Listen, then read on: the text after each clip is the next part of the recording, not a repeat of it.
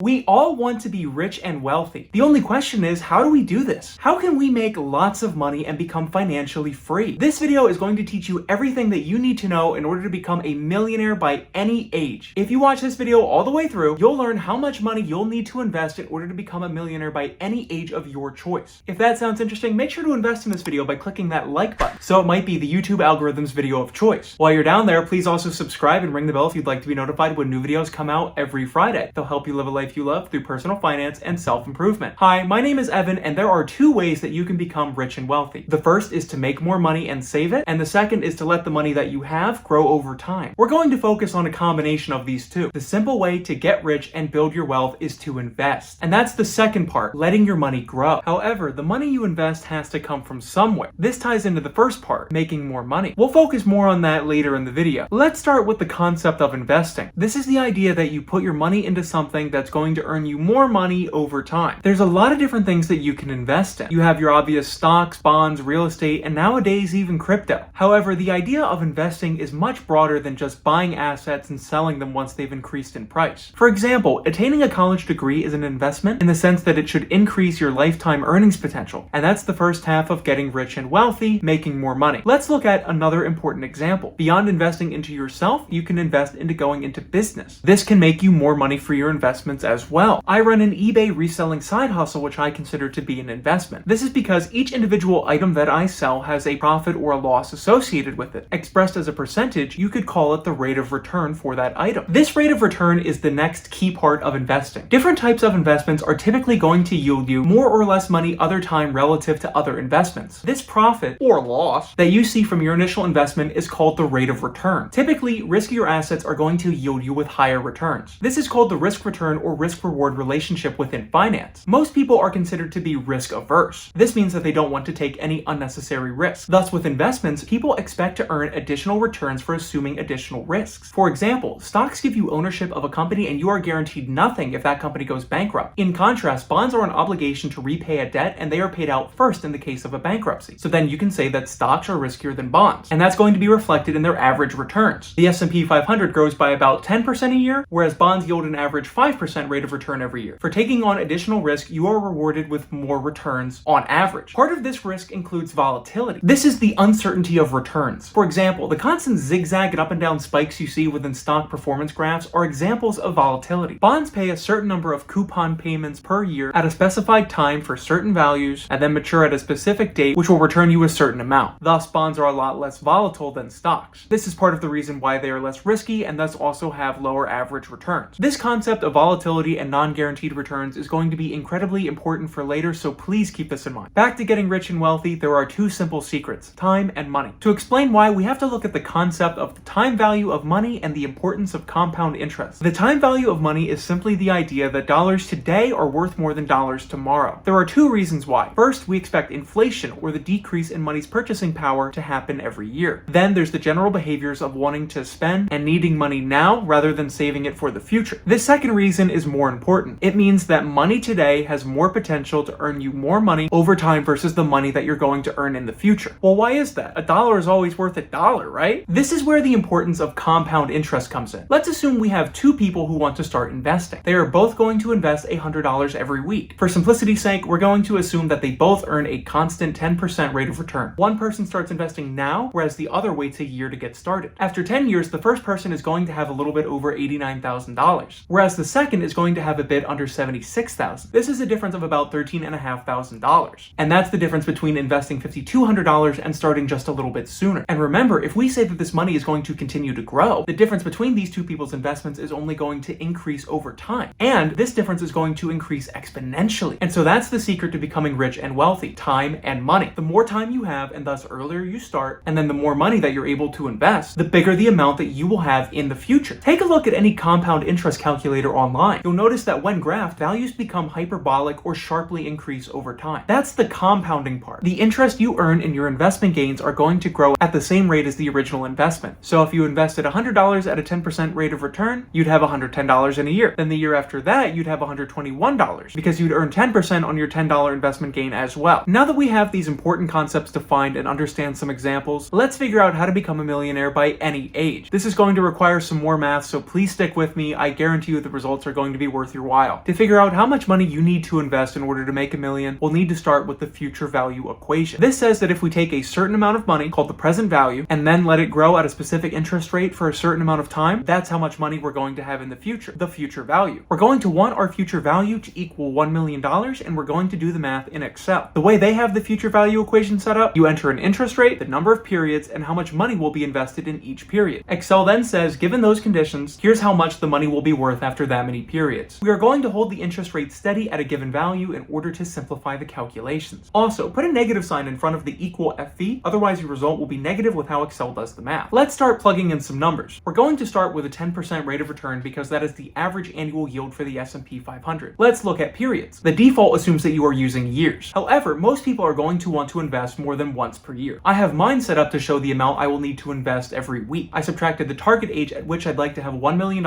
invested by 22. This is because I started heavily investing after my 22nd birthday. This shows me how many years of time I have to reach that goal. I then multiplied that number by 52 in order to show me the amount of time in weeks. That is the number I use for periods in my future value calculation. You can do the same thing by figuring out the amount of weeks or months in between now and your target date. Importantly though, you'll have to divide the interest rate in your calculation to change it to the right units of time. I have mine set to weekly, so I divided the 10% annual interest rate by 52, and that converts it to the weekly interest rate. If you're doing monthly, you divide by 12. Finally, we have payment. You can set this to anything you want in order to see what the future value output is going to be. As we talked about, this number is going to be higher if you invest for longer by having more periods, or by investing more money per period with your payments. In order to figure out exactly how much you'll need to invest per week, month, year, or whatever else in order to have $1 million, we'll need to use Goal Seek. This is an Excel function that allows you to set something to a specific value by changing another cell that's involved in how the goal is calculated. So we're going to use Goal Seek to set the future value cell to $1 million.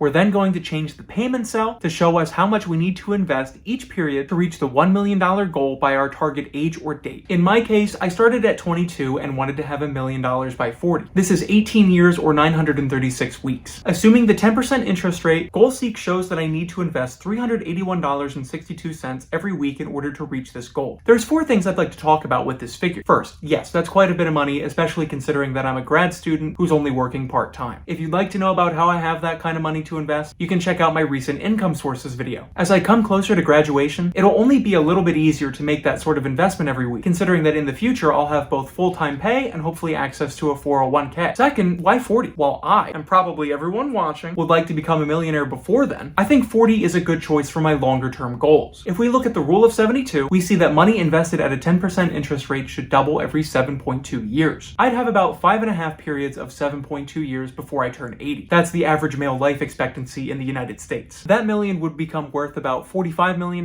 give or take, over the course of my lifetime. And that also assumes that no more additional investments are made. That's generational wealth kind of money, which I'd love to have in order to support my current and future family. Third, let's look at the impact of changing some of the values involved in the calculation. Shortening the time to hit $1 million means you'll have to invest more money per week, and thus you'll need to make more money in the short term. Lengthening the times means you'd have to invest less, so you won't need as much disposable income in order to invest. However, you're going to hit that $1 million goal later, and thus you're going to have less time for it to compound over the rest of your life. If I'm able to invest more than that $380 a week, I should hit the million sooner. I think this may be likely for me as I'm about to enter the full-time workforce this year. Fourth and finally, we have the last thing that affects time and money that I've sort of skipped over: the interest rate. I've talked about using a constant 10% return, which just isn't the case in the real world. As we talked about earlier, there's volatility. You're not just guaranteed to earn 10% every year by investing in the stock market. That's just the historical average. So it is very possible that my investments are not worth $1 million by my 40th birthday. But it is also possible that they could be worth more. The stock market does go up more often than it goes down. We'll just never know how hard or how suddenly we're going to hit the crashes. This 10% figure is also for the growth of the whole investment portfolio. While I am mostly invested in S&P 500 index funds, I do hold other types of investments, as you can hear about in some of my other recent videos. Collectively, all of my investments combined into one portfolio are going to need to earn a 10% or greater rate of return in order for me to reach my goal. With that, make sure to collectively click that like button if you achieve the goal of enjoying this video and learning something valuable. By what age do you want to have $1 million invested? How much are you going to need to invest every week or month? Do you have enough money to make that happen? Let me know. Comment down below. Click the video on screen to watch another that you're going to enjoy, and then please add some music, millionaire status, or whatever else it is that you love to your day. Add some music,